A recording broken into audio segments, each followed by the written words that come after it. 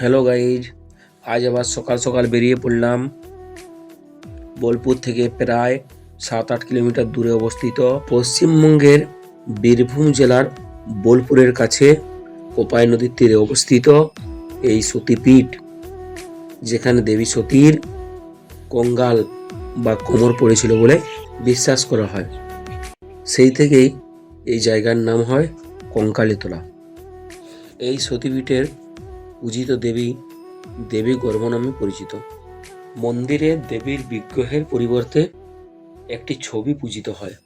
মন্দিরের পাশে একটি পবিত্র কুণ্ড রয়েছে, যার জল কখনো শুকনো হয় না।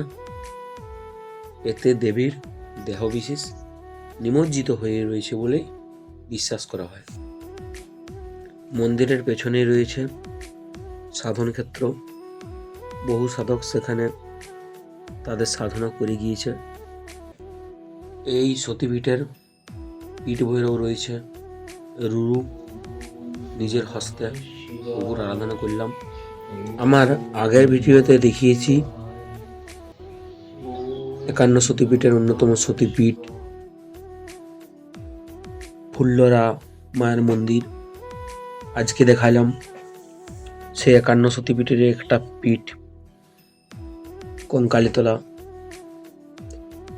যদি আমার ভিডিওগুলো ভালো লেগে থাকে তো লাইক কমেন্ট একটু শেয়ার করে দিও।